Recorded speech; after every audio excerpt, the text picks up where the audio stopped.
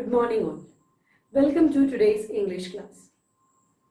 So now we are dealing with the last chapter of our unit 1, that is A Snake in the Grass by R.K. Narayan. So we have completed the story and we have started the activities related to the chapter. So in the last class, I have asked you to complete one telephonic conversation and a puzzle. Hope you have completed these two activities and you got the teacher's version and copied the teacher's version into your notebook. കഴിഞ്ഞ പ്രാവശ്യം ഒരു telephonic കോൺവെർസേഷനും ഒരു പസിലുമാണ് teacher ചെയ്യാൻ പറഞ്ഞിട്ടുണ്ടായിരുന്നത് അല്ലേ? Have you checked the dictionary? Okay. So now we are going to deal with activity number 6, idioms. Okay. So you can open your textbook. Activity number 6 on page number 30, idioms. Idioms-നെ കുറിച്ചിട്ടാണ് നമുക്ക് ഈ ആക്ടിവിറ്റിയിൽ പഠിക്കാനുള്ളത്. What do you mean by the term idiom? മലയാളത്തിൽ ഇതിനെ ശൈലികൾ എന്നാണ് പറയുന്നത്. നമുക്കതിൻ്റെ ഡെഫിനിഷൻ ഒന്ന് വായിച്ചിട്ട് ഡീറ്റെയിൽ ആയിട്ട് ഡിസ്കസ് ചെയ്യാം. Okay. So there, just under activity number 6, you can see a yellow box. So we can read together, then we can discuss. An idiom is a group of words whose meaning is different from the meaning of the individual words. എന്താണ് അപ്പോൾ idiom എന്ന് പറഞ്ഞാൽ? Idiom എന്ന് പറഞ്ഞാൽ ഒരു group of words ആണ്. പക്ഷെ അതിൻ്റെ പ്രത്യേകത എന്ന് പറഞ്ഞാൽ അതിന് വായിക്കുമ്പോൾ കിട്ടുന്ന അർത്ഥമല്ല നമ്മളൊരു കോണ്ടെക്സ്റ്റിൽ ഉപയോഗിക്കുമ്പോൾ കിട്ടുന്നത്. നിങ്ങൾക്ക് കൺഫ്യൂഷൻ ആയിട്ടുണ്ടാവും എന്നറിയാം. എക്സാമ്പിൾ പറയുമ്പോൾ കൂടുതൽ മനസ്സിലാവും. One example given in your textbook is add fuel to the fire to make a problem worse. മലയാളത്തിൽ നമ്മളത് പ്രയോഗിക്കാറുണ്ട്. എരിതീയിൽ എണ്ണ ഒഴിക്കുക. നിങ്ങളത് കേട്ടിട്ടുണ്ടോ? എരിതീയിൽ എണ്ണ ഒഴിക്കുക എന്ന് പറയുന്നത് മലയാളത്തിലെ വളരെ പ്രശസ്തമായ ഒരു ശൈലിയാണ്. എരിതീയിൽ എണ്ണ ഒഴിക്കുക എന്നുള്ള ആ ശൈലിയുടെ അർത്ഥം എന്താണ്? തീ കത്തിക്കൊണ്ടിരിക്കും, അതിലേക്ക് കുറച്ച് എണ്ണ ഒഴിച്ചു കൊടുക്കുക എന്നുള്ളതാണോ? അത് വായിക്കുമ്പോൾ കിട്ടുന്ന അർത്ഥമാണോ നമ്മൾ പ്രയോഗിക്കുമ്പോൾ കിട്ടുന്നത്? അല്ല. ഏത് സന്ദർഭത്തിലാണ് നമ്മൾ ഈ ശൈലി ഉപയോഗിക്കുന്നത്? അതെ, അല്ലെങ്കിലേ പ്രശ്നമായിക്കൊണ്ടിരിക്കുന്ന ഒരവസ്ഥയിൽ കുറച്ചുകൂടി ആ പ്രശ്നം വഷളാക്കാൻ വേണ്ടി നമ്മൾ എന്തെങ്കിലും കാര്യം ചെയ്യുമ്പോഴാണ് ആരെങ്കിലും പറയാ, നീ വെറുതെ എരുതിയിൽ എണ്ണ ഒഴിക്കാൻ പോകരുത് കേട്ടോ എന്ന് പറയാറുണ്ട് അല്ലേ? യെസ്, അതിന്റെ ഇംഗ്ലീഷ് വേർഷൻ ആണ് add fuel to the fire. ഇത് ഇഡിയമിന് ഒരു എക്സാമ്പിൾ ആണ്. നിങ്ങൾക്കത് മനസ്സിലായിട്ടുണ്ടാവുമെന്ന് വിചാരിക്കുന്നു. You can look into the board. There I have written 2 examples for idioms. Shall we read? Okay. The first one is a hot potato. എന്താണ് hot potato എന്ന് പറഞ്ഞാൽ? ചൂടുള്ള ഉരുളക്കിഴങ്ങ് എന്നാണോ ഇവിടെ അർത്ഥം വരുന്നത്? അത് സെന്റൻസിൽ ഉപയോഗിക്കുമ്പോൾ എന്ത് മാറ്റാ വരുന്നത് നമുക്ക് നോക്കാം. A hot potato means something that is difficult to handle. നമുക്ക് കൈകാര്യം ചെയ്യാൻ ബുദ്ധിമുട്ടുള്ള ഒരു കാര്യത്തിനെയാണ് hot potato എന്ന വാക്കുകൊണ്ട് ഉദ്ദേശിക്കുന്നത്. ഒരു എക്സാമ്പിളും കൂടി പറയുമ്പോൾ നിങ്ങൾക്ക് മനസ്സിലാവും. I try to learn German language, but it's a hot potato. ഞാൻ ജർമ്മൻ ഭാഷ പഠിക്കാൻ ശ്രമിക്കുകയൊക്കെ ചെയ്തു, but it's a hot potato. It is very difficult to handle with. വളരെ ബുദ്ധിമുട്ടാണ് അത് പഠിക്കാൻ എന്ന അർത്ഥത്തിലാണ് ഹോട്ട് പൊട്ടറ്റോ എന്നുള്ള ഇംഗ്ലീഷ് ഇഡിയം നമ്മൾ ഈ സെന്റൻസിൽ ഉപയോഗിച്ചിരിക്കുന്നത്. മനസ്സിലായോ? One more. Build castle in air. അത് നമ്മൾ മലയാളത്തിൽ പറയാറുണ്ട്. നീ വെറുതെ മനക്കോട്ട കെട്ടണ്ട കേട്ടോ എന്ന് നിങ്ങൾ എവിടെയെങ്കിലും പറഞ്ഞു കേട്ടിട്ടുണ്ടോ? വർക്ക് ചെയ്യാതെ വെറുതെ ഇരുന്ന് ഇങ്ങനെ സ്വപ്നം കണ്ട് മനസ്സിൽ ഇങ്ങനെ വലിയ വലിയ കൊട്ടാരങ്ങൾ കെട്ടുന്നതിനെയാണ് നമ്മൾ ഈ മനക്കോട്ട കെട്ടുക എന്നുള്ളത് ഉദ്ദേശിക്കുന്നത് അല്ലേ? Yes, to create ideas that are impractical. Practical ആവാത്ത കാര്യങ്ങളെ കുറിച്ച് നമ്മളിങ്ങനെ ഭാവനയിൽ ഇങ്ങനെ സ്വപ്നം കണ്ടുകൊണ്ട് സമയം ചിലവഴിക്കുന്നതിനെയാണ് ഈ മനക്കോട്ട കെട്ടുക അല്ലെങ്കിൽ build A castle in the air എന്ന ഫ്രേസ് കൊണ്ട് ഉദ്ദേശിക്കുന്നത്. Shall we check the example? Okay. You should stop building castle in the air and take your studies seriously. നീ മനക്കോട്ട കെട്ടുന്നതൊക്കെ നിർത്തിയിട്ട് നിന്റെ പഠന കാര്യം കുറച്ചുകൂടി ഗൗരവമായിട്ട് എടുക്കണമെന്നാണ് എനിക്ക് പറയാനുള്ളത്. ശരിയാണല്ലേ? ഞാൻ പഠിച്ച് റാങ്കൊക്കെ വാങ്ങിച്ച് വലിയ IAS ഉദ്യോഗസ്ഥനൊക്കെ ആയിട്ട് കാറ് വാങ്ങിച്ചിട്ട് എന്നൊക്കെ പറഞ്ഞിട്ട് ഇങ്ങനെ മനക്കോട്ട കെട്ടാൻ ഭയങ്കര രസമാണ്. പക്ഷെ പഠിക്കാൻ പറഞ്ഞാൽ മെനക്കെടാൻ തയ്യാറാണോ? അതുമല്ല. അപ്പൊ അങ്ങനെയുള്ളവരോട് നമ്മൾ പറയും, നീ മനക്കോട്ട കെട്ടുന്നതൊക്കെ നിർത്തിയിട്ട് പഠിപ്പിൽ കൂടുതൽ ശ്രദ്ധിക്കൂ എന്ന് പറയും, അല്ലെ? അപ്പോ ഇഡിയംസ് എന്ന് പറഞ്ഞാൽ ഇതാണ്, നമ്മൾ വായിക്കുമ്പോൾ കിട്ടുന്ന അർത്ഥമല്ല ഉപയോഗിക്കുമ്പോൾ കിട്ടുന്നത്. അതിനെയാണ് നമ്മൾ idioms എന്ന് പറയുന്നത്. Hope you understood. So now we can move to the activity. Activity number 6. A boy in the story, How Far is the River, comes to know that the reaching the river is a Herculean task. The words given in italics is an example of an idiom. Here, it means a work that requires a lot of effort, strength, or determination. Now read the conversation between Mohan and Govind. ഇവിടെ പറയുന്നുണ്ട് herculean task. That is also another example for idiom. എന്താണ് herculean task എന്ന phrase കൊണ്ട് ഉദ്ദേശിക്കുന്നത്, idiom കൊണ്ട് ഉദ്ദേശിക്കുന്നത്? Yes, a very difficult task to complete. പൂർത്തിയാക്കാൻ ബുദ്ധിമുട്ടുള്ള പ്രവൃത്തികളെയാണ് നമ്മൾ ഹെർക്കൂലിയൻ ടാസ്ക് എന്ന് പറയുന്നത്. ഇതിന്റെ പിന്നിൽ ഒരു കഥയുണ്ട് കേട്ടോ. Do you know who is this Hercules? It's A Greek goddess. ഒരു ഗ്രീക്ക് ദേവനാണ് ഹെർക്കുലീസ് എന്ന് പറയുന്നത്. നിങ്ങൾ ഹെർക്കുലീസിന്റെ പ്രതിമയൊക്കെ നിങ്ങൾ കണ്ടിട്ടുണ്ടോ? ഹെർക്കുലീസ് സൈക്കിളും നിങ്ങൾ കണ്ടിട്ടുണ്ടായിരിക്കും, അല്ലെ? വളരെ സ്ട്രോങ് സൈക്കിൾ എന്നതുകൊണ്ട് തന്നെയാണ് ഹെർക്കുലീസ് എന്നുള്ള പേര് അതിന് വെച്ചത്. ഒരു ഭൂമി ഇങ്ങനെ താങ്ങി പിടിച്ചുകൊണ്ട് നിൽക്കുന്ന പ്രതിമ നിങ്ങൾ എവിടെയെങ്കിലും ശ്രദ്ധിച്ചിട്ടുണ്ടോ? That is Hercules. ഹെർക്കുലീസ് നമ്മുടെ ഈജിയസ് കിങ് ഹെർക്കുലീസിനെ ടെസ്റ്റ് ചെയ്യാനായിട്ട് തീരുമാനിച്ചു. The king Aegeus decided to test the power and determination of Hercules. So he decided to give 30 difficult tasks to complete. So everybody thought Hercules will not complete this 30 difficult tasks. The one was to clean an ox stable, and which was not cleaned for 30 years.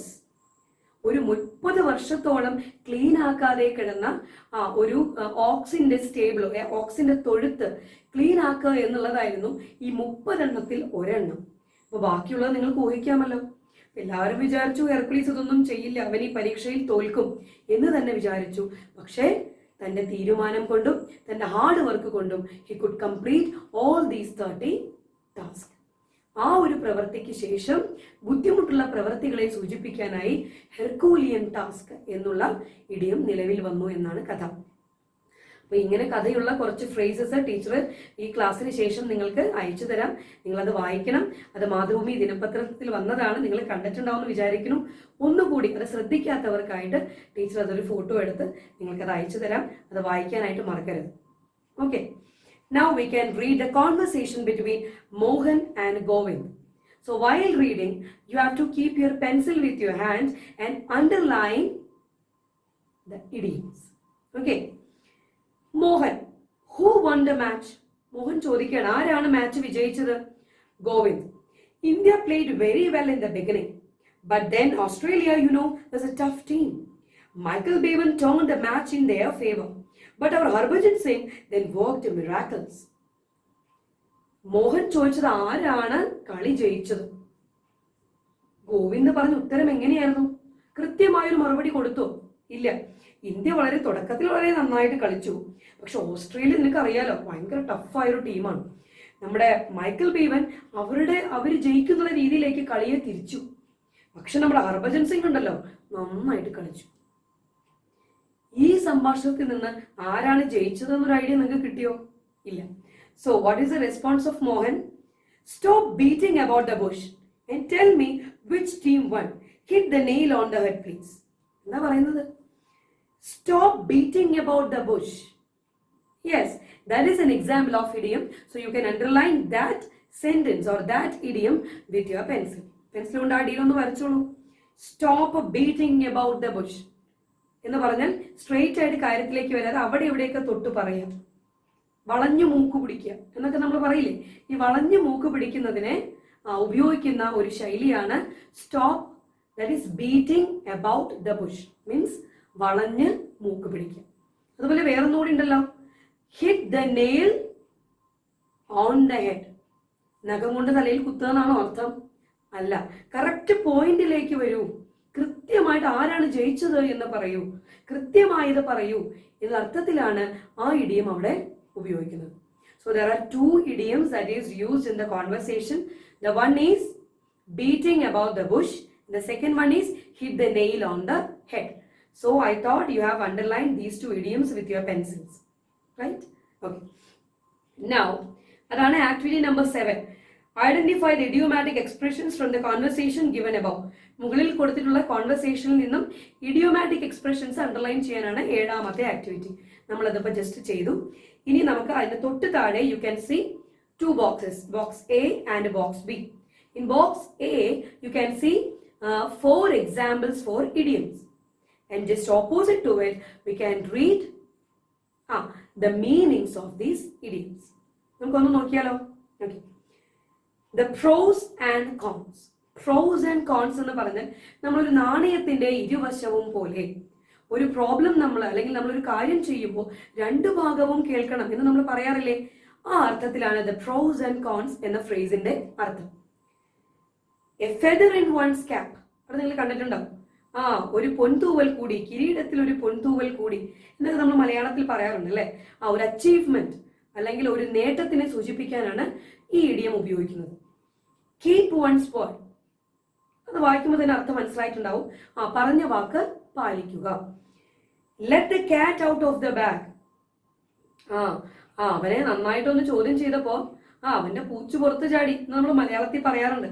അത് തന്നെയാണ് സത്യം വെളിയിലേക്ക് വരിക എന്നതാണ് ഈ ഇഡിയമിന്റെ അർത്ഥം. ഇത് നിങ്ങൾക്ക് കറക്റ്റ് ആയിട്ട് അത് യോജിപ്പിച്ചൂടെ? യെസ്. ആദ്യത്തേത് വായിക്കാം. The secret is no longer a secret. രഹസ്യം രഹസ്യമല്ലാതായി. അത് എയിലെ ഏതുമായിട്ടായിരിക്കും യോജിക്കുക?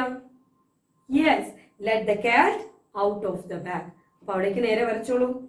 ഇനി രണ്ടാമത്തത്, ഡു ആസ് വൺ പ്രോമിസസ്. വാക്ക് പറഞ്ഞതുപോലെ ചെയ്യുക. അതേ അർത്ഥത്തിലുള്ള ഒരു ഫ്രേസ് നമ്മൾ എയിൽ പഠിച്ചല്ലോ. ഏതാണത്? യെസ്, കീപ് വൺസ് വേർഡ് അല്ലേ? അതിലേക്ക് വരച്ചോളൂ.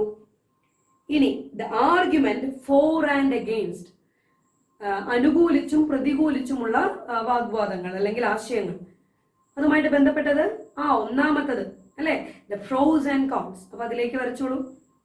The last one, an achievement of which one can be proud of. നിങ്ങൾക്ക് അഭിമാനിക്കാവുന്ന ഒരു അച്ചീവ്മെന്റ്. അതേതാണ് ഉദ്ദേശിക്കുന്നത്?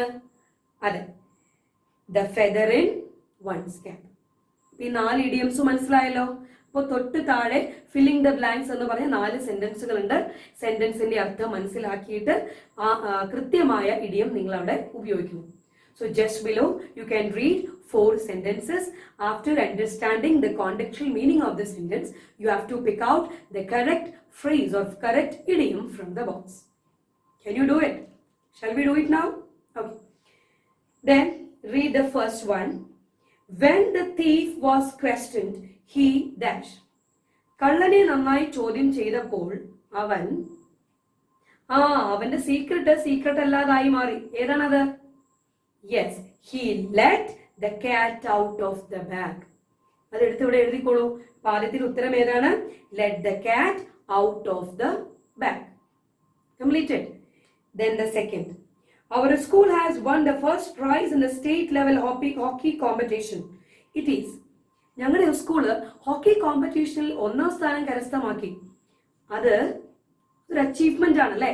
അച്ചീവ്മെന്റുമായി ബന്ധപ്പെട്ട ഏത് ഇഡിയമാണ് നമ്മളിപ്പോ പഠിച്ചത്? Yes, a feather in one's cap. അപ്പോൾ അവിടെ എഴുതേണ്ടത് it is a feather in one's cap. എഴുതിയോ? ശരി. മൂന്നാമത്തത്, before we take a decision on an issue we must examine the dash of it. നമ്മളൊരു തീരുമാനം എടുക്കുന്നതിന് മുമ്പ് നമ്മൾ അതിന്റെ പ്രോസ് ആൻഡ് കോൺസ്, നല്ലതും ചീത്തയും നമ്മൾ തിരിച്ചറിയണം എന്നുള്ള അർത്ഥത്തിൽ അല്ലെ? അപ്പൊ ഏതാണത്? Yes, the pros and cons of it. എഴുതിയില്ലേ? ഓക്കെ.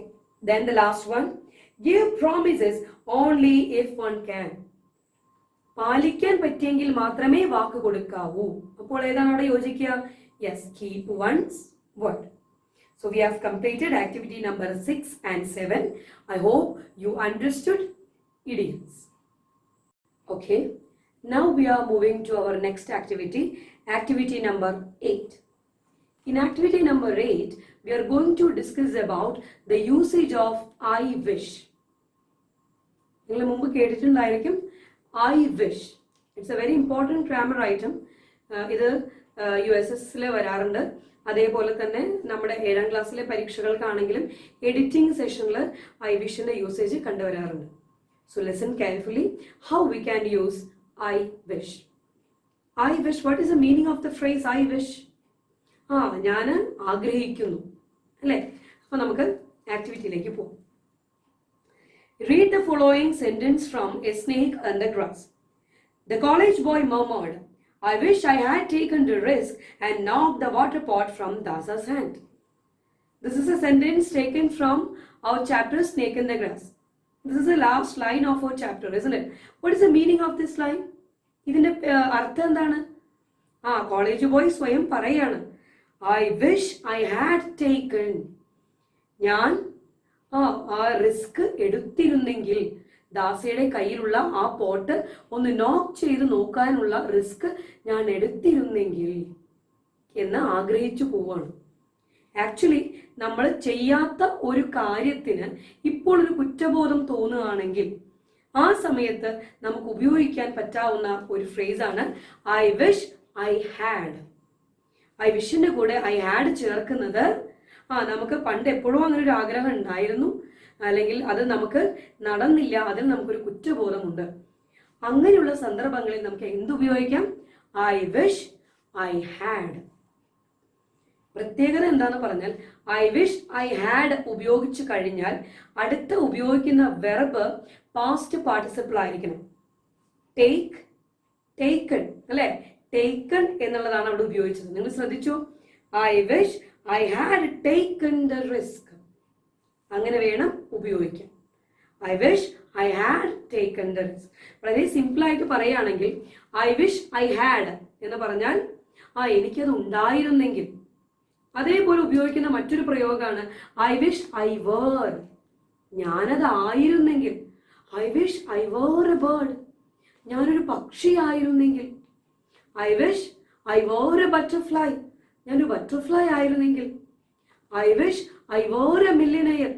ഞാനൊരു കോടീശ്വരനായിരുന്നെങ്കിൽ. അങ്ങനെയുള്ള നമ്മുടെ ആഗ്രഹങ്ങളെ കാണിക്കാൻ, ഞാനത് ആയിരുന്നെങ്കിൽ എന്ന് കാണിക്കാൻ നമുക്ക് എന്തുപയോഗിക്കാം? I wish I were. ഇനി ഐ വിഷ് ഐ ഹാഡോ? എനിക്കത് ഉണ്ടായിരുന്നെങ്കിൽ, ധൈര്യം ഉണ്ടായിരുന്നെങ്കിൽ. അല്ലെങ്കിൽ നമുക്ക് ഇതുപോലെ പറയാം, I wish I had a car. എനിക്കൊരു കാർ ഉണ്ടായിരുന്നെങ്കിൽ അല്ലേ? I wish I had a beautiful house. എനിക്കൊരു നല്ല വീടുണ്ടായിരുന്നെങ്കിൽ. അങ്ങനെയുള്ള നമ്മുടെ ആഗ്രഹങ്ങളെ നമുക്ക് കാണിക്കാനും ഐ വിഷ് ഐ ഹാഡ് നമുക്ക് ഉപയോഗിക്കാം. ഐ വിഷ് ഐ ഹാഡ് എന്ന് പറഞ്ഞാൽ എനിക്കത് ഉണ്ടായിരുന്നെങ്കിൽ. ഐ വിഷ് ഐ വേർ എന്ന് പറഞ്ഞാലോ ഞാനത് ആയിരുന്നെങ്കിൽ എന്നുള്ള രീതിയിലാണ് നമ്മളിത് രണ്ടും ഉപയോഗിക്കുന്നത്. ഐ വിഷ് കഴിഞ്ഞിട്ട് നമുക്ക് ഒരുപാട് ഫ്രേസസ് വയ്ക്കാം കേട്ടോ. ഐ വിഷ് ഐ ഹാഡും ഐ വിഷ് ഐ വേറും മാത്രമൊന്നുമല്ല. I wish I could. കണ്ടു? I wish I could fly to the moon. എനിക്ക് ചന്ദ്രനിലേക്ക് പറക്കാൻ കഴിഞ്ഞിരുന്നെങ്കിൽ എന്ന് നമുക്ക് ഐ വിഷ് ഐ കുഡ് ഉപയോഗിക്കാം. അപ്പൊ അങ്ങനെ ഒരുപാട് പ്രയോഗങ്ങളുണ്ട് ഐ വിഷിന്റെ. ടീച്ചർ അത് മുഴുവനും പറയുന്നില്ല. പക്ഷെ ഈ മൂന്നെണ്ണമെങ്കിലും നിങ്ങളൊന്ന് അറിഞ്ഞു വെക്കുക. ഏതൊക്കെയാണ് ടീച്ചർ ഇപ്പൊ പരിചയപ്പെടുത്തിയത്? I wish I had, I wish I were, I wish I could. ഇത് മൂന്നെണ്ണമെങ്കിലും ഇതിന്റെ അർത്ഥം ഒന്ന് അറിഞ്ഞു വെച്ച് കഴിഞ്ഞാൽ നമുക്ക് പിന്നീട് ഉപയോഗിക്കാൻ എളുപ്പമായിരിക്കും. ഇത് മൂന്നിന്റെയും അർത്ഥം മനസ്സിലായെന്ന് വിചാരിക്കണം. നമുക്ക് താഴെ ആക്ടിവിറ്റികളിലേക്ക് പോയാലോ? അവിടെ അതാ 3 ആൾക്കാർ അവരുടെ ആഗ്രഹങ്ങൾ പറയുന്നത് കണ്ടോ? I wish I had won the match. ഞാൻ മാച്ച് ഒന്ന് ജയിച്ചിരുന്നെങ്കിൽ. I wish I had owned a car. ഞാനൊരു കാറിന്റെ ഉടമസ്ഥനായിരുന്നെങ്കിൽ. I wish I were a bird. ഞാനൊരു പക്ഷിയായിരുന്നെങ്കിൽ. എല്ലാത്തിന്റെ അർത്ഥം നിങ്ങൾക്ക് പിടികിട്ടിയോ? ഇനി താഴെ നിങ്ങൾക്ക് തന്നെ എഴുതിക്കൂടെ? താഴെ നിങ്ങൾ കണ്ടോ? Complete the following sentences. ഇനി നിങ്ങൾക്ക് നിങ്ങളുടെ ആഗ്രഹങ്ങൾ അവിടെ എഴുതി ചേർക്കാം. കുറച്ച് എക്സാമ്പിളുകൾ ടീച്ചർ ഓൾറെഡി എഴുതിയിട്ടുണ്ട്. കണ്ടോ? I wish I were a robot. ഞാനൊരു റോബോട്ട് ആയിരുന്നെങ്കിൽ. I wish I were a Spiderman. ഞാനൊരു സ്പൈഡർമാൻ ആയിരുന്നെങ്കിൽ. I wish I could fly to the moon. എനിക്ക് മൂണിലേക്കൊന്ന് ഫ്ലൈ ചെയ്യാൻ സാധിച്ചിരുന്നെങ്കിൽ. I wish I were a millionaire. ഞാനൊരു കോടീശ്വരനായിരുന്നെങ്കിൽ. കുറച്ച് എക്സാമ്പിൾസ് ഓൾറെഡി ടീച്ചർ തന്നിട്ടുണ്ട്. ഇത് നിങ്ങൾക്ക് എഴുതാം. ഇതല്ലാതെ തന്നെ കുറച്ച് നിങ്ങളുടെ ആഗ്രഹങ്ങൾ, നിങ്ങൾക്ക് ചെയ്യാൻ ആഗ്രഹിക്കുന്ന കാര്യങ്ങൾ, അല്ലെങ്കിൽ പണ്ട് നിങ്ങൾ ചെയ്യാത്തതിൽ ഇപ്പോൾ കുറ്റബോധം തോന്നുന്നത്, അല്ലേ? I wish I had A violin.